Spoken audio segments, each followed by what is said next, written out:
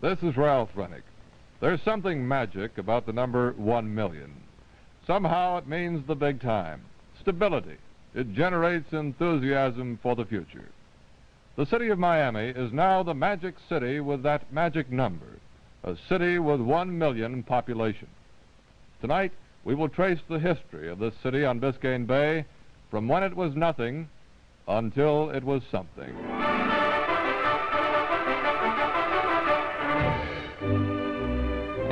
FYI, for your information. Another in the series of special reports produced by WTVJ News.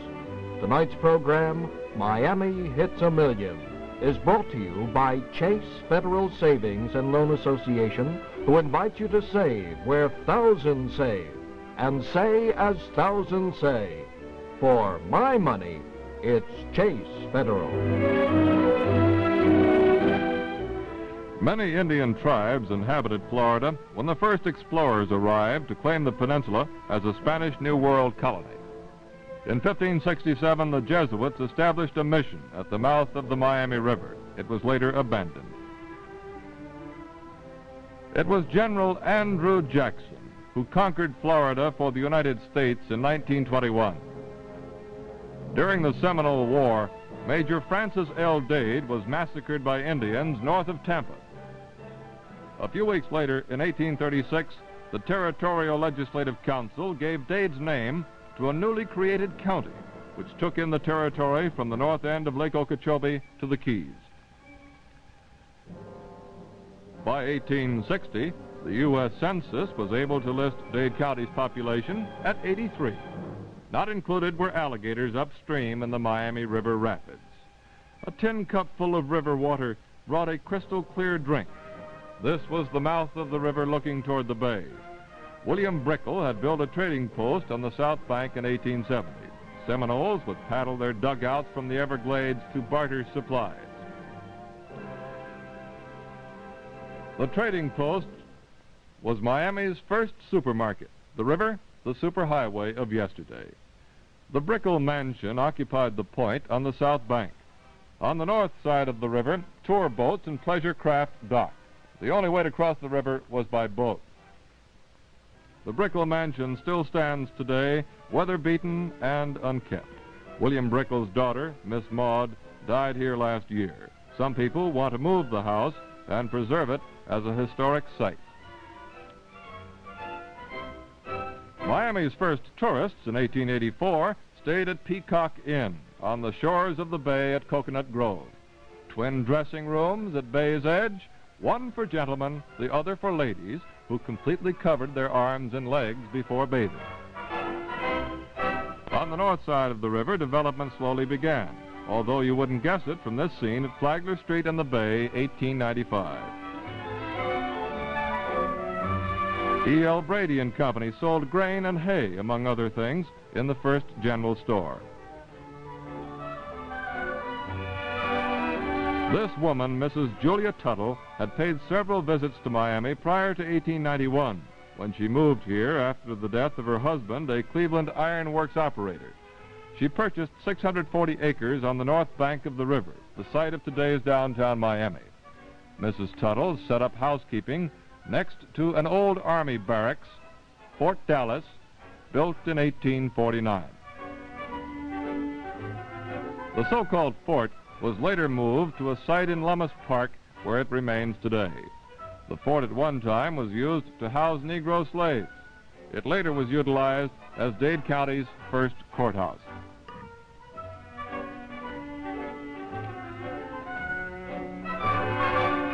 Julia Tuttle made this man a target. Henry Flagler had built a railroad as far south as West Palm Beach to bring tourists to his chain of luxury hotels in Florida. Mrs. Tuttle persuaded Flagler to extend his one-track line to Miami. As an inducement, she offered him half her land holdings. In April 1896, the tracks were completed. 300 people turned out to witness the first steam engine into town, connecting Miami with the rest of the nation. Across from the Brickell Trading Post, groundbreaking was held for the Flagler Royal Palm Hotel, the site now the location of the DuPont Plaza Hotel.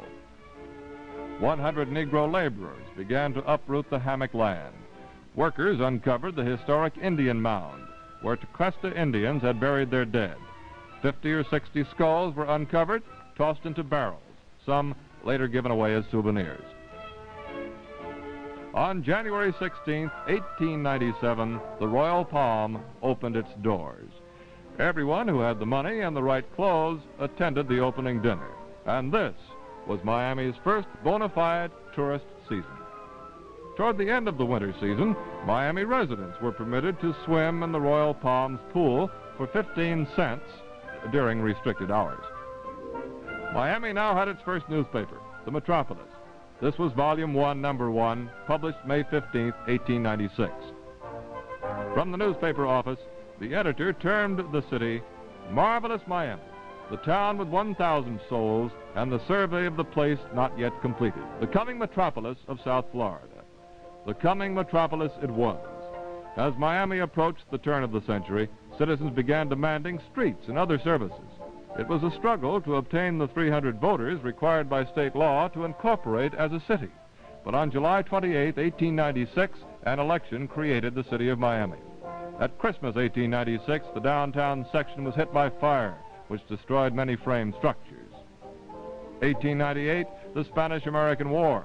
7,000 soldiers dispatched to Miami.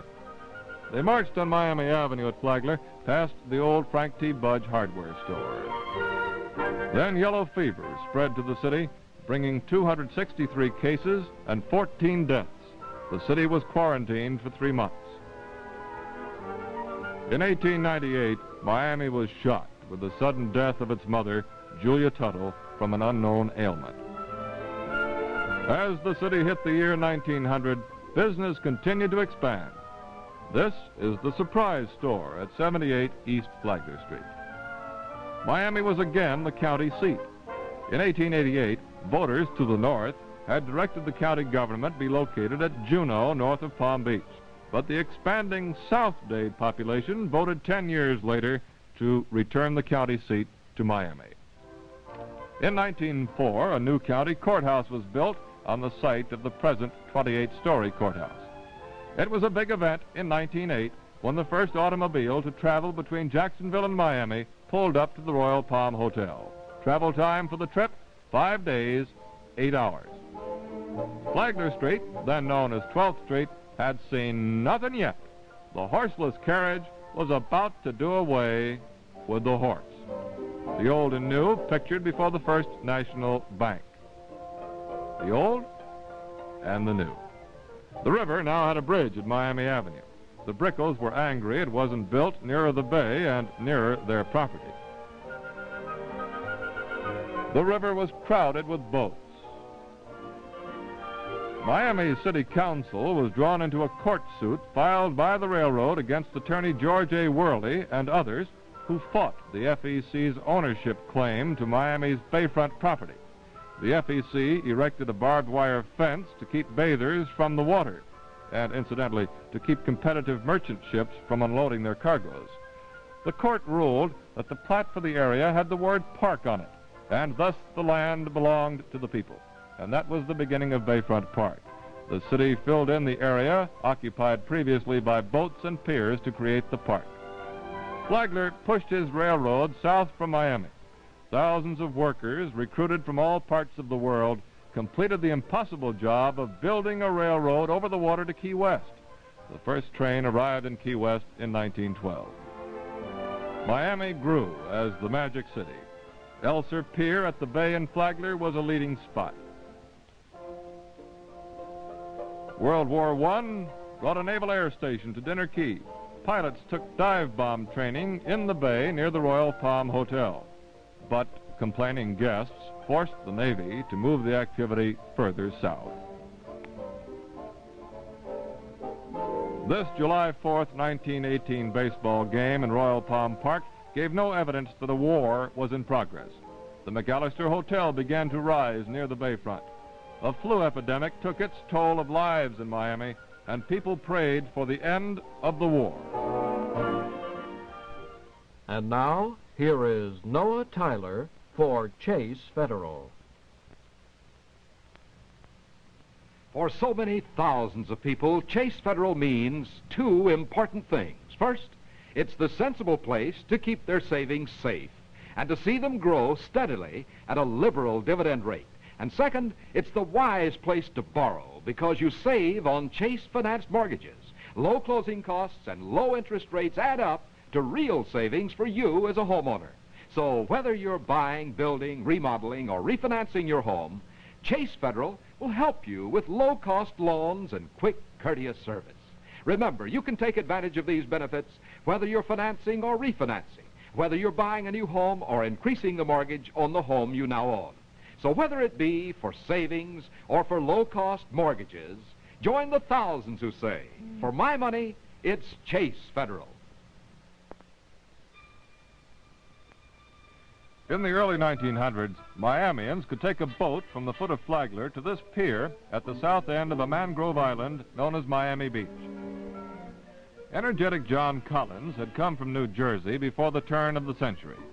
Collins saw that most of the beach area, aside from a high sand ridge along the ocean, was covered with dense mangrove growth.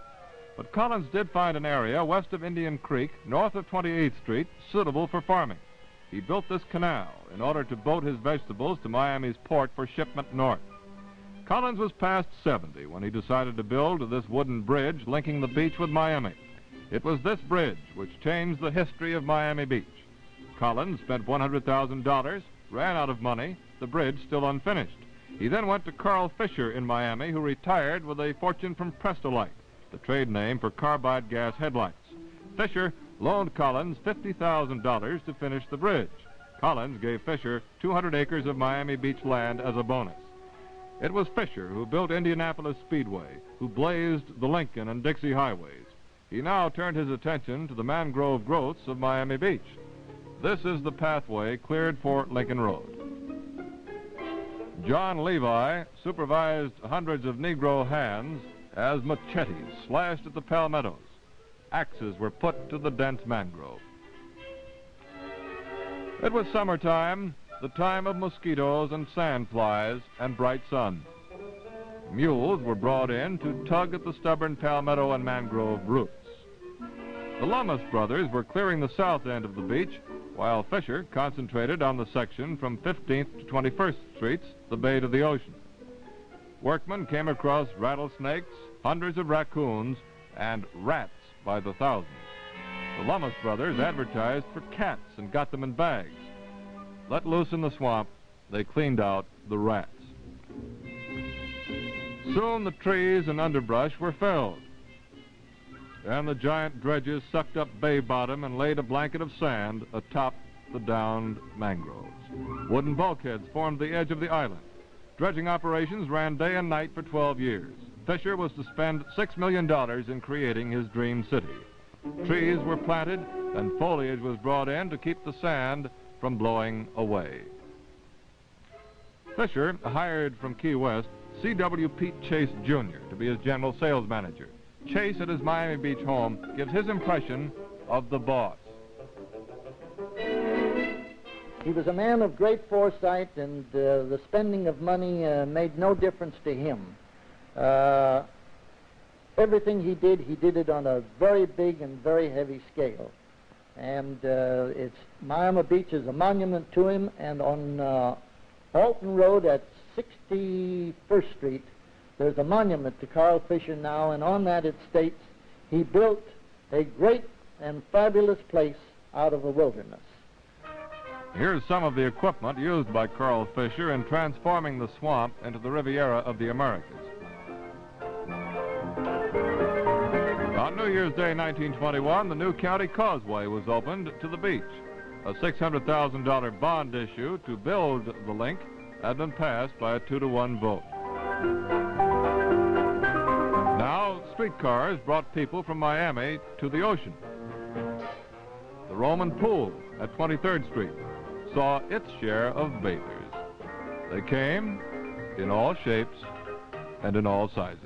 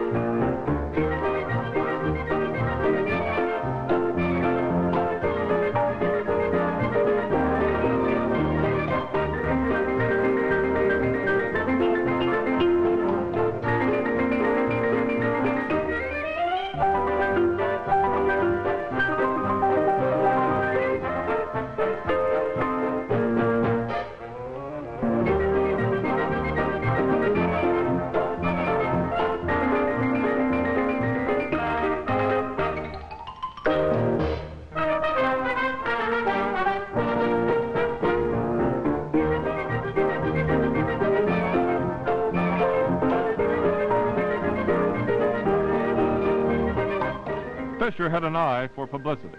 Rosie the elephant made copy in northern newspapers. And so did President Harding when he played golf on Fisher's course, and famed auto driver Louis Chevrolet when he piloted a boat in the Biscayne Bay Regatta. Everybody was coming to Miami Beach. And here again is Noah Tyler for Chase Federal. For most of us, the largest single investment we may ever make is in the construction, the purchase, or the refinancing of a new home. A home is more than just living space. It's a standard of living that deserves your most careful consideration.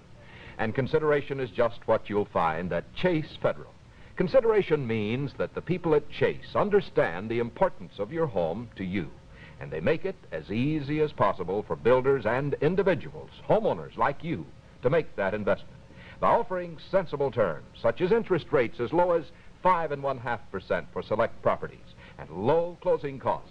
Chase has played an important role in stimulating the economy of this area by helping to preserve the economic stability of the individual, you. Refinancing your home the convenient Chase way, for instance, can substantially reduce monthly mortgage payments, in effect offering you savings you can put aside for the other important things in your life, such as the children's education and home improvements. Yes, whether you're buying, building, or refinancing, you can count on Chase to set the pace in mortgage economy. In the early 20s, people and ships and trains were arriving in Miami. In 1920, the city's population was just short of 30,000, a 440% increase in 10 years. The land boom was beginning. Old schooners were brought into service to handle the demand for bringing building materials to the city. Bathtubs were stacked on docks, destined for homes and fast-emerging subdivisions. Commuter boats brought baggage and passengers ashore from large Clyde Lines ships anchored off the beach. By 1925, the boom was in full swing. People flocked into the city by train, car, and boat. And they brought their savings with them. Everybody wanted to get rich in the Florida land boom. People sat on lawns. One visitor wrote, "Hatless, coatless men rushed about the blazing streets, their arms full of papers, perspiration pouring from their foreheads. Every shop seemed to be combined with a real estate office. At every doorway, crowds of young men were shouting and speech-making, thrusting forward papers, and proclaiming to have the unsurpassed chances they were offering to make a fortune." Everybody in Miami was real estate mad. 7,500 real estate licenses issued in 1925. This was Miami's skyline in May 1925. During that year, nearly 200,000 deeds and papers were filed by the county clerk. 481 hotels and apartments were built.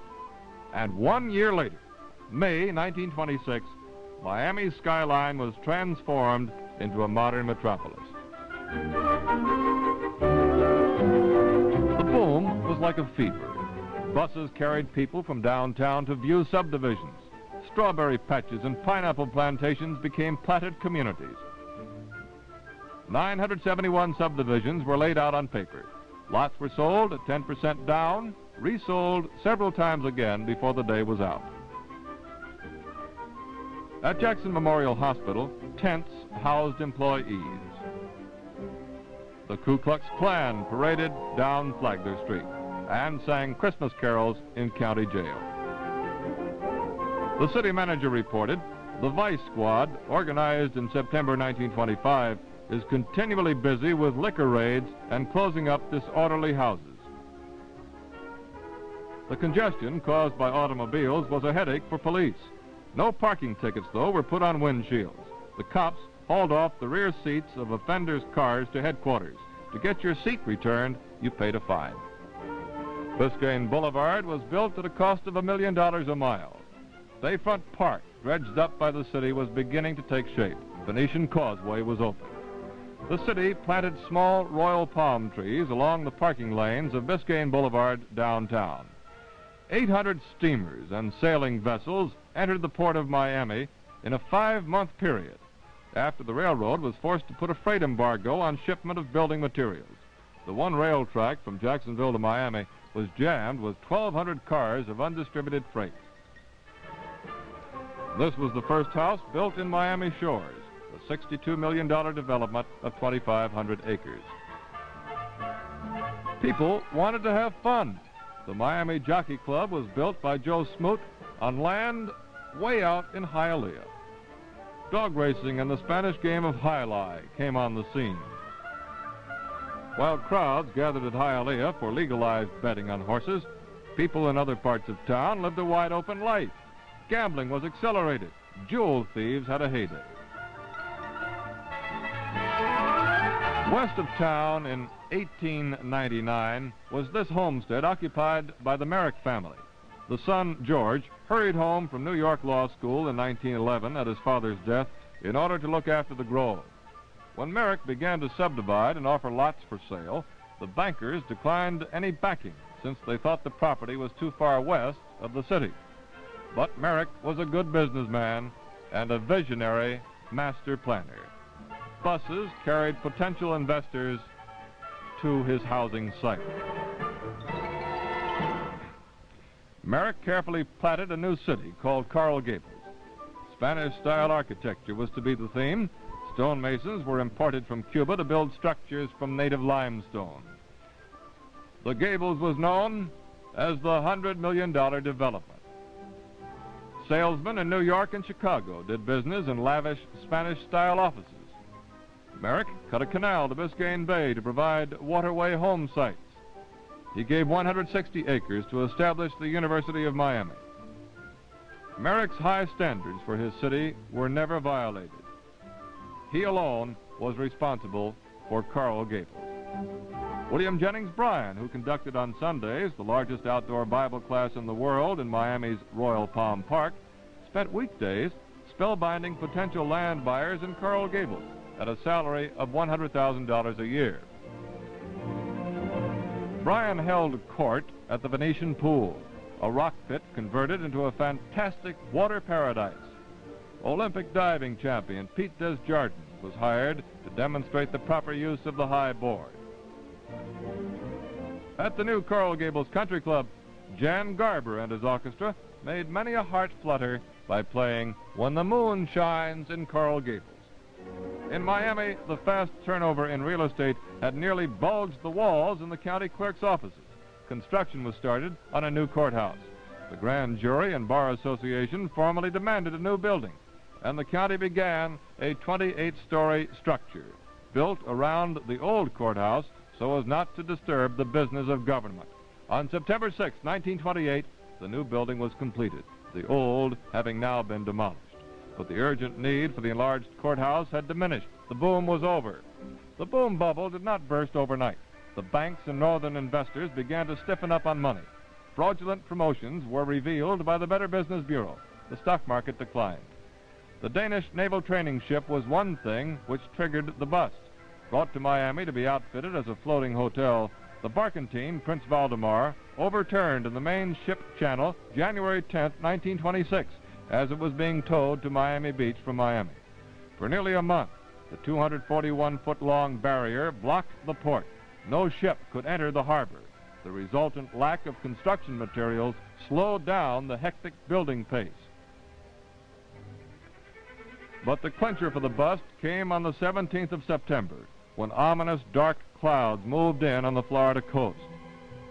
Raging seas and high winds hit the city shortly after midnight, September 18th. For more than 12 hours, the hurricane lashed at Miami. 113 people were killed, and the Magic City was anything but a wonderland. 140 boats went aground, some in Bayfront Park. 2,000 homes destroyed, 3,600 damaged. The hurricane blew away the tinsel. It created a challenge met by the real leadership of the town. Those lured here by the easy money of the hectic boom days left. Miami still had one asset nothing could affect, its climate. Moreover, the foundation of the city had been well laid. People would still come to Miami. The city would always draw residents from other places. When the debris of the hurricane was cleared, when Miami was back on its feet, nothing could stop its destiny. The people continued to come, the city continued to grow, until today, the greater Miami area has reached the magic number 1 million permanent residents. In terms of age, Miami in 1962 can be termed a sophomore when compared with older cities of a million. But this area, 15th largest metropolitan sector in the nation, is well directing its youthful enthusiasm. A modern expressway system is taking shape, and plans have just been approved to extend this superhighway system. The University of Miami continues to gain stature as a leading educational institution of higher learning. This barren wilderness in the southern end of the county is the site of the giant Aerojet General moon rocket plant. As more selected industry continues to move to greater Miami, more people coming here will find more jobs and greater stability in the economy. We still play host to the world as the #1 tourist area on the globe. More and more permanent residents push the city into the suburbs. The growth in Miami has been fantastic. Future prospects for the area are unlimited. The sun has always shone on this magic city. We're 1 million today. The planners predict we'll be 2.5 million by 1985, just a few chapters away in Miami's history book. As we hit 1 million and look around us and still think of what's to come, we can say with honesty, isn't it great to live in Miami? Good night.